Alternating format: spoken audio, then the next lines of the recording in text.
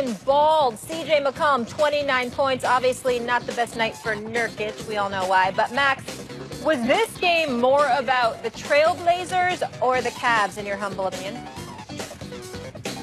It's about the Cavs. The Cavs stink. They can't beat good teams.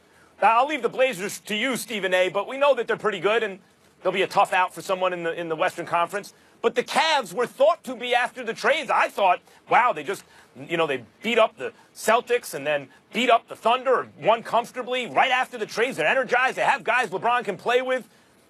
But it turns out that, in fact, these guys are what they've always been, which is nice athletic rotation pieces. There's not a single other All-Star on the team, save Kevin Love, who's not playing at the moment, and not even any other bona fide, that guy is definitely a starter on a championship team. Listen to these teams. Here are the only teams since the break that the Cavs have beaten that they haven't already also lost to. So, in other words, they beat the Nuggets, but they also lost to the Nuggets. The only team they've beaten that they haven't also lost to since the break, the Nets, the Pistons, and the Suns.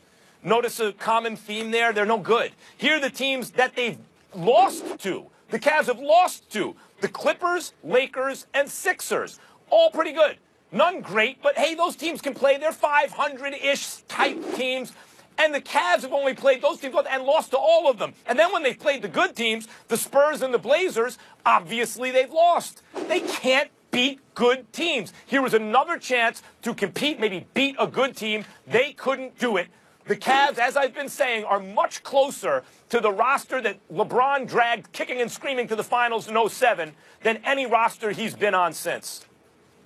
I think once they figure out things defensively, Cleveland will be fine. That's why I walk away from this game thinking about the Portland Trail Blazers.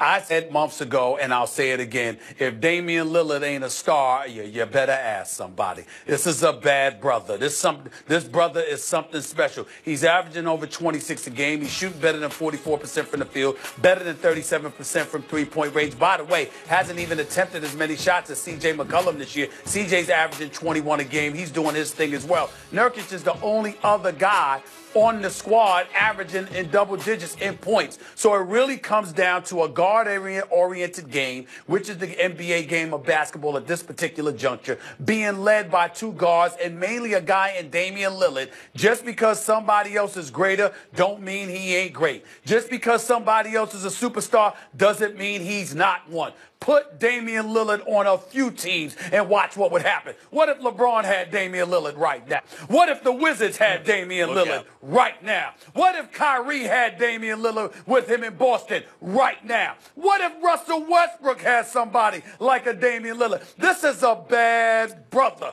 He's special. Why do you keep giving him the point guards?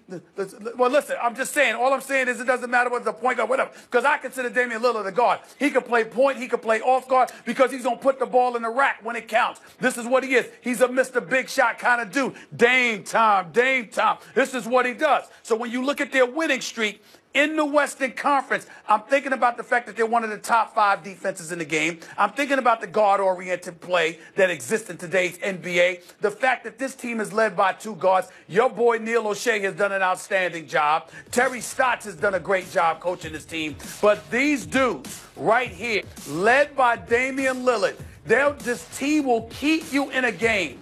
And once you're in a game, I'll ask this question for you, Max, and I'll give it to you. Can you name, how many guys, rather, can you name I already tell you no. Who literally strikes fear in your heart when the game is tight? It comes down to the last couple of minutes, and I'm sorry, you got to worry about the ball in this brother's hands.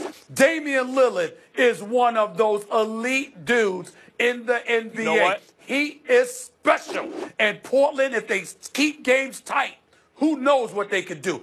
That's what I walked away from this game thinking. No. You know what? Damian Lillard's #1 on that list, Stephen A. If I'm the opposing fan, the last guy in the entire league I want to see with the ball in his hands at the end of a game is Damian Lillard. He has a special quality, particularly in those moments. And by the way, if Nurkic would be consistent, that team could also really maybe do something. But I want to get back to the Cavs because the reason I think they're the story of the game is we know what Portland's going to do. We know what the upper limits of what they can achieve in the Western Conference is, which is to be a tough out for Houston and or Golden State, right? Like that's it, or Golden State. They're a tough out for one of those teams. They ain't beating one of those teams unless there's some catastrophic injury, knock wood, that doesn't happen on one of those other teams. But the Cavs still have plenty of people, including you, who make them the favorites to come out of the East. And they can't beat a good team. They haven't been able to do it since the All-Star break at all. Stephen A., I want to get into something else because we also saw LeBron and Ty Lue going at it on the bench during the third quarter. What did you make of them getting loud?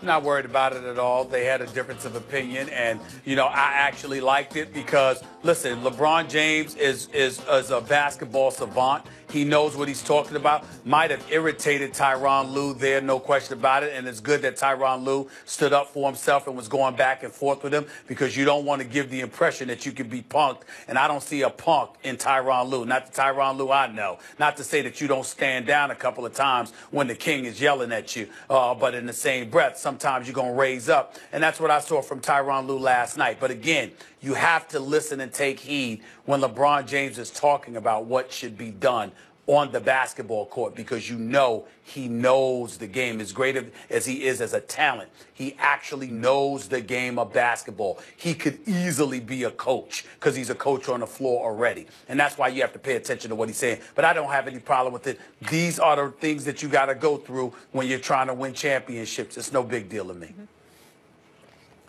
I think it is a big deal. I don't think this is like Julius Randle and Isaiah Thomas going at it and Luke Walton afterwards saying, I like that passion. At this stage of a team's development, I understand that.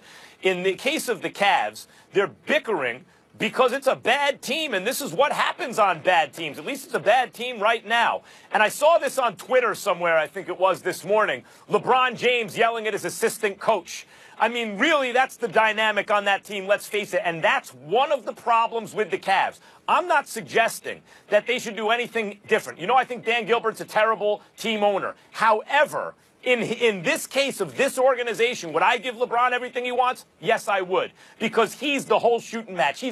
When he's not there, they're the worst team in basketball. When he's there, they're among the best until now. But the reason it's not as successful, say, a place like Miami, is because Pat Riley runs the show. The reason I think LeBron would do extremely well in San Antonio is because Popovich runs the show.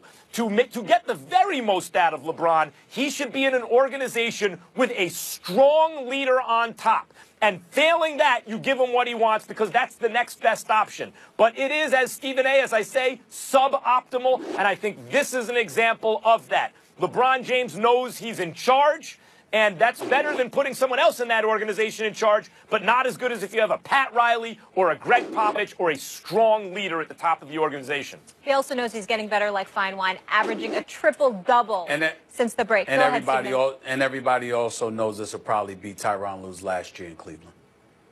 All right. On that note, still to come. People have been very disrespectful towards Bill Belichick and the Patriots during free agency. I'll tell you why. Everybody needs to chill out in my final take. And Floyd Mayweather says he's about to start training again, but not for the boxing ring. Yeah, you heard it. We'll explain after the break.